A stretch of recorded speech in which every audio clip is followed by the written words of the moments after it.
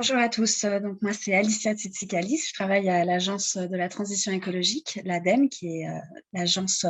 française en matière de transition écologique, opérateur public. Donc je vais vous présenter maintenant les approches de l'ADEME en matière de gestion des déchets et d'économie circulaire pour essayer d'alimenter les réflexions lors de ce salon. Je vais essayer de tenir le temps.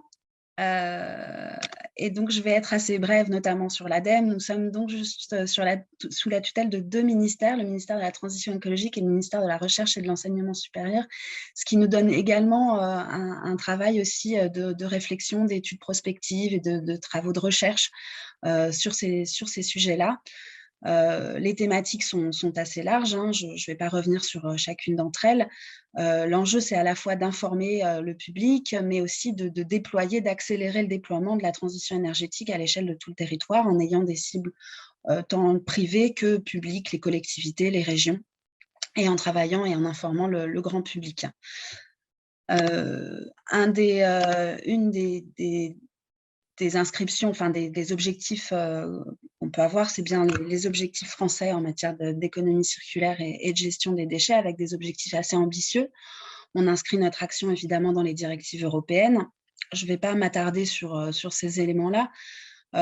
C'est juste pour dire que voilà, même en France, on a un peu de retard sur les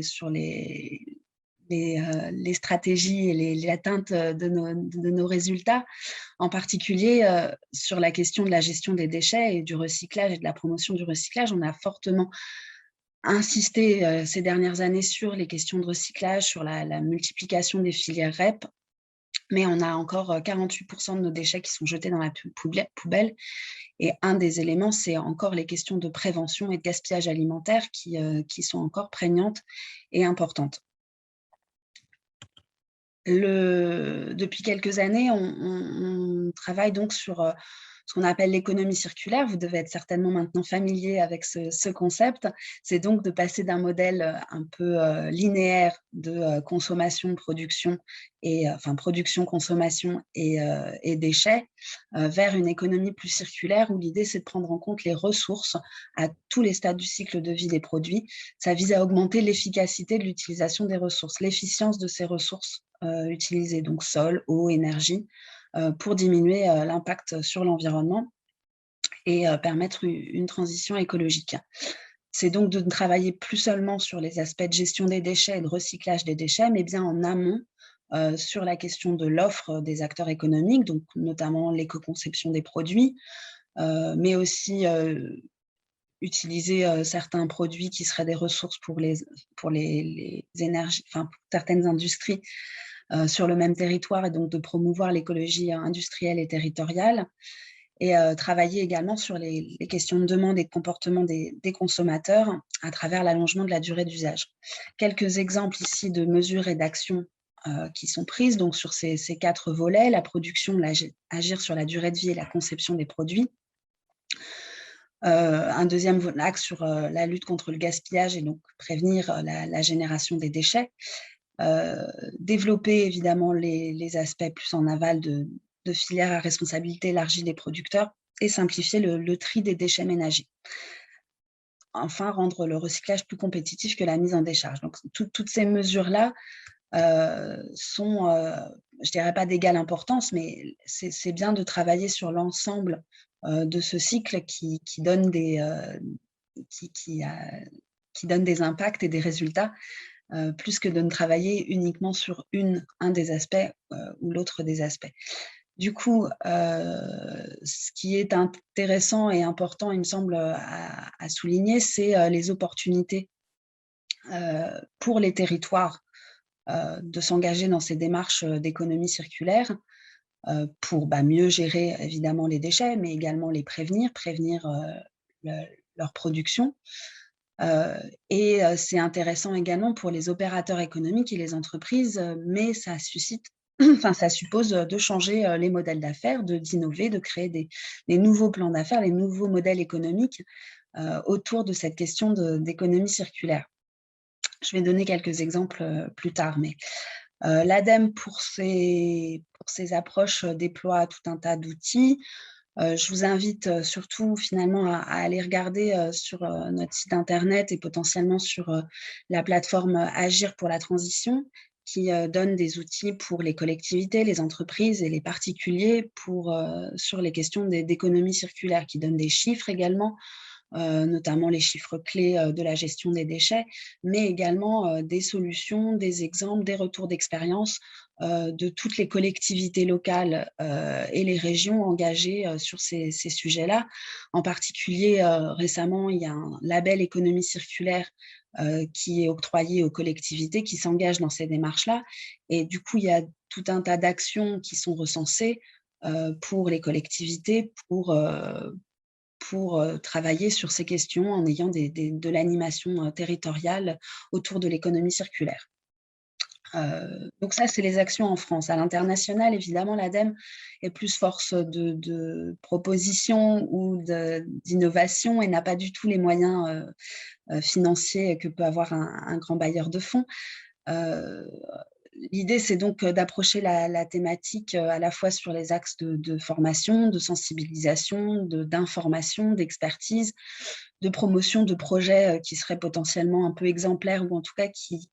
ont des démarches un peu innovantes et qui nous semblent intéressantes à déployer, à valoriser, à rendre plus visibles. Donc, je vous donne l'exemple de trois projets initiatives qui sont soutenus, notamment la question du 1% déchets qui peut intéresser les collectivités locales africaines dans la mesure où c'est une action qui vise à déployer un dispositif de financement en France, qui est un dispositif de financement de la coopération décentralisée française, des villes qui seraient jumelées ou non d'ailleurs avec des partenaires africains et internationaux. Et du coup, depuis 2014, on encourage et on promeut ce dispositif de financement de la coopération décentralisée à travers l'animation de réseaux en France, mais de réseaux également internationaux comme la plateforme Ressources en Afrique. Peut-être que vous êtes familière avec cette plateforme de ressources qui vise à donner des outils. Alors, c'est plus ciblé vers les collectivités territoriales, les collectivités locales et des outils très concrets de mise en place de stations de compostage, par exemple, à des échelles décentralisées, ou un travail sur la pré-collecte des déchets, ou sur la collecte des déchets, ou sur la valorisation des filières informelles. Et tous ces outils et ressources ont été un peu compilés également dans une déchetech, de manière à accompagner les collectivités locales françaises qui souhaitent développer des partenariats et des actions sur ce sujet-là en Afrique, à ajuster un peu leurs actions en fonction d'une meilleure compréhension des contextes et des contextes nationaux et locaux. Un autre projet plus peut-être spécifique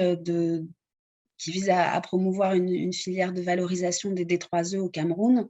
donc de travailler un peu sur ces filières qu'on dit un peu informelles, et d'essayer d'accompagner leur structuration, leur visibilité, leur déploiement, afin qu'ils aient de plus en plus de tonnage et d'impact et de territoire couvert.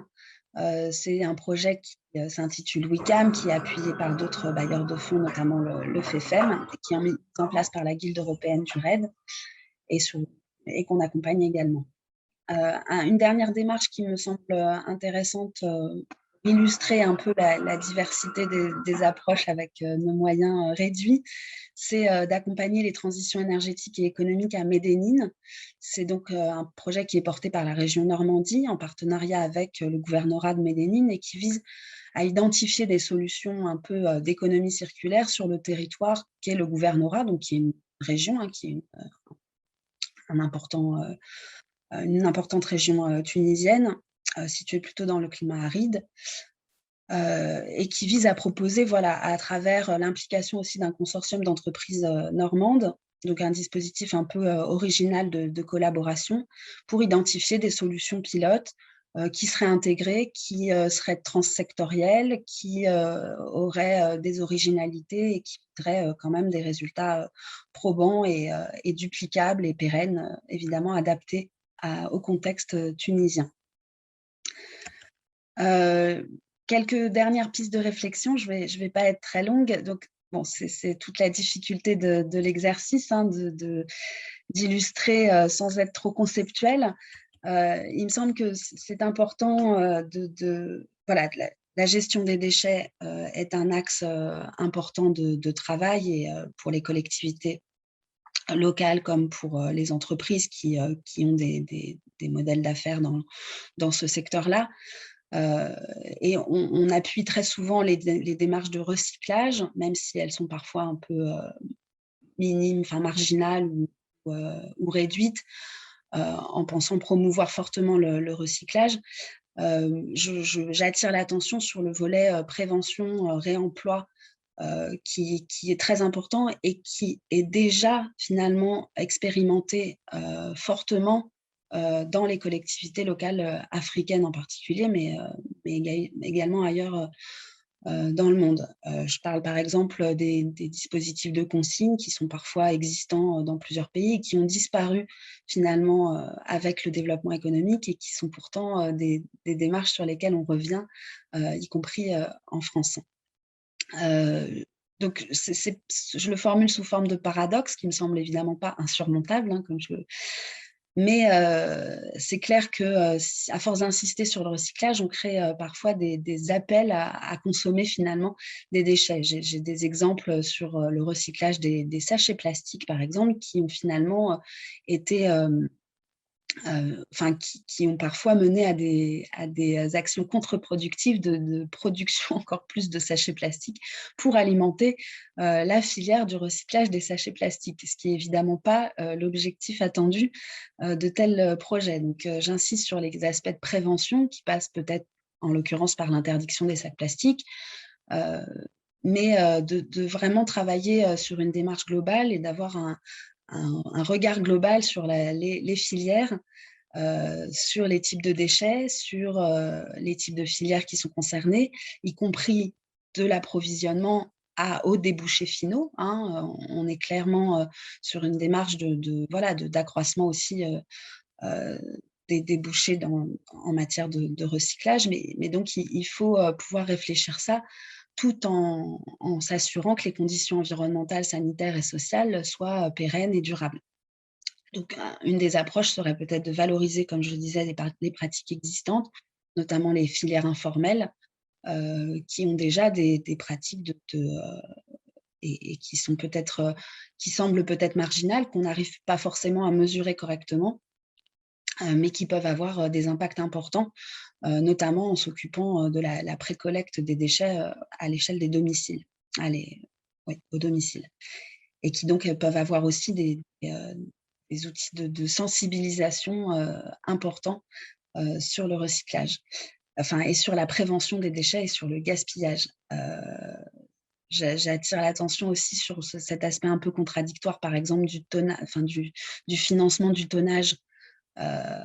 en décharge, qui incite à produire des déchets plutôt qu'à les prévenir. Et du coup, c'est vraiment d'avoir une réflexion globale à l'échelle des territoires pour bien prendre en compte ces aspects prévention dès le démarrage, en amont. Repenser les approches, c'est aussi repenser les approches existantes dans les autres secteurs en appliquant une réflexion sur l'économie circulaire. Donc, par exemple, on parle beaucoup de low-tech, mais l'idée, c'est que, par exemple, sur la question de l'assainissement, de ne pas réfléchir forcément des fortes technologies pour avoir des effluents absolument parfaits qui répondent à toutes les normes, y compris des normes limites d'eau potable, mais on peut imaginer des usages différents à travers des dispositifs de filtres plantés qui peuvent nécessiter moins d'énergie, moins de main-d'œuvre, mais qui peuvent être tout aussi impactants et importants à des échelles de territoire, de privilégier évidemment les cycles courts. Je pense aussi aux bâtiments et au secteur de la construction avec l'utilisation soit de construction traditionnelle, de matériaux traditionnels, soit des matériaux biosourcés. Je pense que toutes les ressources en Afrique sont là pour imaginer et innover en matière d'économie circulaire bien plus fortement peut-être qu'ailleurs. Il s'agit également de reconnaître et de développer les efforts de transition énergétique des acteurs économiques à l'échelle des opérateurs eux-mêmes et puis à l'échelle des territoires. En termes de moyens d'action, Je ne reviendrai pas sur les questions qu'a soulevées Anastasia Muratet, mais l'implication des pouvoirs publics est effectivement cruciale,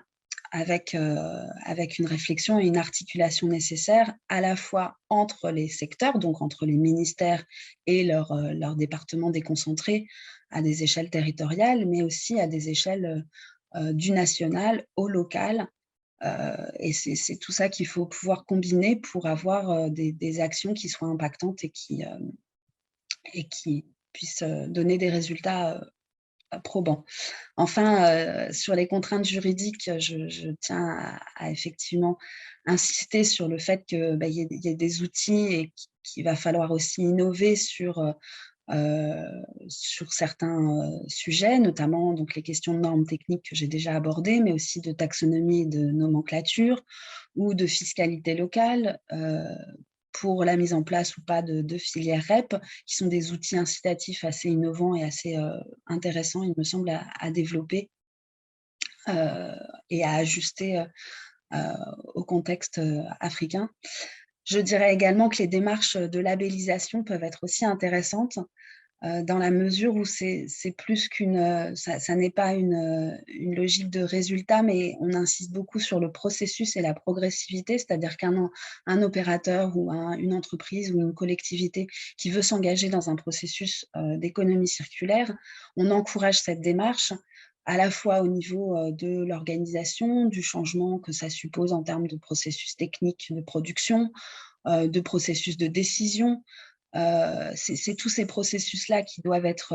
réfléchis un peu différemment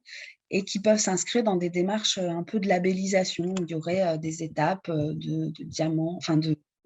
bronze à or potentiellement. C'est des démarches qui sont encouragées en France, notamment pour innover et avoir des expériences pilotes intéressantes. J'insiste également sur l'observation et le suivi et la nécessité de créer des nouveaux indicateurs, des nouveaux critères de décision. Donc, on parlait du financement tout à l'heure, des nouveaux critères de décision pour les banques, des nouveaux critères de décision pour les marchés publics, des nouveaux indicateurs sur qu'est-ce que ça veut dire le découplage entre consommation et déchets, et comment on mesure cette circularité de l'économie, ou en tout cas l'efficience des ressources à des échelles locales et nationales. Donc enfin, je finirai, parce que ça me tient à cœur, évidemment, la question des dispositifs d'accompagnement et de formation de ces démarches. Je vous remercie de votre attention et j'espère ne pas avoir été trop longue. Bonne discussion.